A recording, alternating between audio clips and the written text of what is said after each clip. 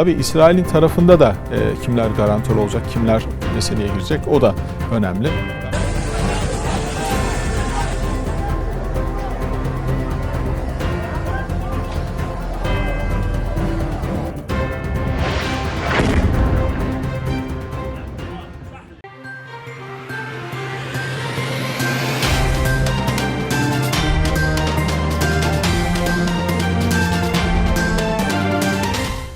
तुर्की ने मसले फ़लस्तीन को हल करने के लिए 2 रियासतों पर मुश्तमिल फार्मूले पर यकीन रखते हुए और इस खित्ते में एक अहम मुल्क होने के नाते दीगर इलाकाई ममालिक के साथ मिलकर ज़ामन मुल्क यानी गारंटर मुल्क का किरदार अदा करने के लिए तैयार होने से मुतल्लिक अपनी तजवीज़ पेश की है। तुर्क वज़ीर ख़ारजा हकाम फ़िदा ने इसराइल के गज़ा और ख़ास तौर पर गज़ा अस्पताल पर वहशियाना बीमारी को बर्बरियत करार देते हुए इसे नाकाबिल कबूल करार दिया है। सदर एर्दोआन कई बार कह चुके हैं ये जदीद इंसानी तारीख़ में ऐसा कत्ल आम है जिसकी से कबल कोई नज़ीर नहीं मिलती है। TR उर्दू से अपने उर्दू नाज़रीन की खिदमत में अनकरा से डॉक्टर फुरकान हमीद का सलाम पहुँचे।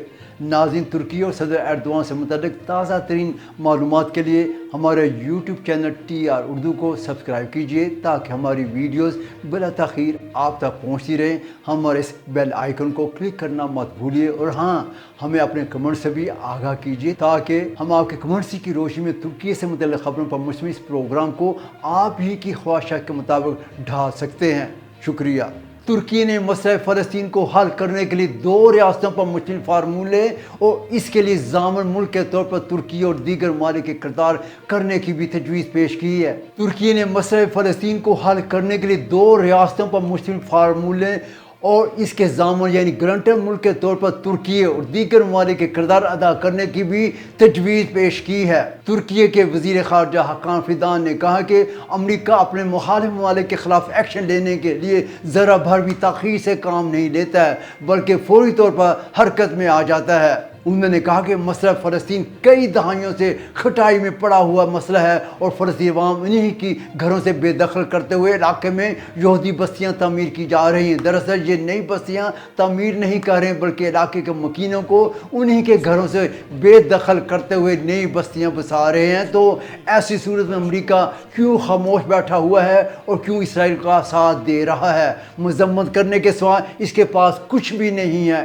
इसराइल और फ़लस्तीन के दरमियान तनाज़े के हवाले से वज़ीर ख़ारजा हकाम फ़िदा ने कहा कि इसराइल की गज़ा और ख़ास तौर पर गज़ा अस्पताल पर वहशियाना बीमारी जिसके नतीजे में बेशुमार हलाकतें हुई हैं किसी भी सूरत काबिल कबूल नहीं है। इलाके में बिजली पानी की तरसील मुनक़ता है और ईंधन ख़त्म हो चुका है जबकि इलाके के अवाम को खाने पीने की अशिया तो दरकिनार अद्विया तक से महरूम रखा जा रहा है। उन्होंने अपने बयान में कहा कि 7 अक्टूबर को हमास के इसराइल पर हमले ख़ास तौर पर गज़ा से इसराइल में दाखिल होकर कार्रवाई ने इसराइल समेत पूरी दुनिया को हैरान कर दिया जिससे इसराइल की सिक्योरिटी के निज़ाम की कमज़ोरी भी सामने आती है। हम 7 अक्टूबर के बाद की मुद्दत में शहरियों को निशाना बनाने वाली किसी भी कार्रवाई को मंजूर नहीं करते हैं बल्कि इसकी शदीद मजम्मत करते हैं। सदर एर्दोआन कई बार कह चुके हैं ये जदीद इंसानी तारीख़ में ऐसा कत्ल आम है जिसकी तारीख़ में कोई मिसाल नहीं मिलती है।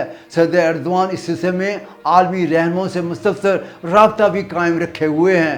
हमास के हमले के बारे में फ़िदा ने कहा कि हमने हमेशा बला इम्तियाज़ और बला तफरीक आम शहरियों को निशाना बनाने की हर कार्रवाई की मजम्मत की है। मगरबी ममालिक हमास को एक दहशतगर्द तंजीम करार देते हैं इसलिए वो हमास की हर किस्म की सरगर्मियों का जायज़ा दहशतगर्दी के दायरे कार में लेते हैं जबकि हम हमास को दहशतगर्द तंजीम के तौर पर नहीं देखते हैं बल्कि अपनी सरजमीन को आज़ाद करवाने वाली तंजीम के तौर पर देखते हैं क्योंकि असल मालिक यही है।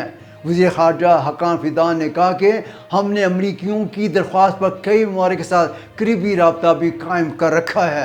जद्दा में इस्लामी ताउन तंजीम के वज़ीर ख़ारजा की सतह पर गैर मामूली हंगामी इजलास में शिरकत भी की है। मिसरी इजलास में शिरकत करते हुए इंटेलिजेंस यूनिट्स के राब्ते तेज़ तर करने का फ़ैसला भी हमने किया है। इसराइल गज़ा पर शदीद बमबारी करते हुए गज़ा के मासूम शहरियों को शुमाल से जनूब की तरफ ज़बरदस्ती हिजरत करने पर मजबूर कर रहा है जो हम सब के लिए नाकाबिल कबूल है। फ़िदान ने कहा कि तुर्की बहरान को अमन में तब्दील करने की कोशिशों में मसरूफ़ है और इस सिलसिले में तमाम मुतल्लिक़ा ममालिक से करीबी रब्ता कायम रखे हुए है। وزیر خارجہ فیضان نے کہا کہ ہم مسئلہ فلسطین کو 2 ریاستوں کے قیام ہی سے حل ہونے پر اصرار کرتے چلے آ رہے ہیں، لیکن اسرائیل آزاد فلسطینی ریاست کے قیام کو آج تک مسترد کرتا چلا آ رہا ہے، جس کی وجہ سے یہ مسئلہ پیچیدہ سے پیچیدہ ہوتا چلا جا رہا ہے۔ لیکن اگر فلسطین کو ایک آزاد ریاست کے طور پر قبول کر لیا گیا تو پھر اس مسئلے کو سلجھانا نہایت ہی آسان ہو جائے گا۔ وزیر خارجہ حقان فیضان نے کہا کہ امریکہ بھی مسئلہ فلسطین کو 2 ریاستوں کے قیام ہی سے حل ہونے پر یقین رکھتا ہے، اور اس سلسلے میں ان کی امریکی حکام سے کئی بار بات چیت بھی ہو چکی ہے، لیکن اسرائیل کی ضد اور ہٹ درمی اس مسئلے کو حل نہیں ہونے دیتی ہے۔ اسرائیل اپنے اوپر ہونے والی تنقید اور دنیا بھر کے رد عمل کی ذرا بھر بھی پرواہ نہیں کرتا ہے، کیونکہ کبھی اس کے خلاف کسی بھی سپر پاور نے پابندیاں لگانے کی جسارت ہی نہیں کی ہے۔ بین الاقوامی برادری ہی اور خاص طور پر بڑی عالمی طاقتیں اسرائیل کو 2 ریاستی حل پر مجبور کر سکتی ہیں، اور ترکی اس کے لیے اپنے اوپر عائد ہونے والے فرائض ادا کرتا چلا آ رہا ہے اور آئندہ بھی ادا کرتا رہے گا۔ وزیر خارجہ حقان فیضان نے کہا کہ ترکی مسئلہ فلسطین کو 2 ریاستوں کے قیام کی صورت ہی میں حل کرنے پر یقین رکھتے ہوئے اور خطے میں ایک اہم ملک ہونے کے ناطے دیگر علاقائی ممالک کے ساتھ مل کر ضامن یعنی گرانٹر ملک کا کردار ادا کرنے کے لیے بھی تیار ہے، اور اس سلسلے میں اسرائیل بھی اپنے قریبی ممالک سے کسی کو ضامن کے طور پر منتخب کر سکتا ہے، اور اس طرح ان دونوں ممالک کے درمیان معاہدہ طے پانے کی صورت میں ترکی اور دیگر ضامن ممالک کے ساتھ مل کر اس معاہدے کی نگرانی کی جا سکتی ہے۔ ترکی اس کے لیے تیار ہے۔ خطے میں صرف اسی صورت میں پائیدار امن کا قیام ممکن ہے۔ اسرائیل امریکہ اور مغربی ممالک کی فوجی اور سیاسی جماعت سے کچھ عرصے تک تو اسی کشمکش میں زندگی بسر کر سکتا ہے، لیکن پائیدار امن صرف فلسطین کی ریاست ہی کے قیام سے ممکن ہو سکتا ہے۔ اسرائیل کے اپنے آپ کو محفوظ کرنے کے لیے دوسروں پر ظلم و ستم کی پالیسی پائیدار کسی صورت بھی ثابت نہیں ہو سکتی ہے۔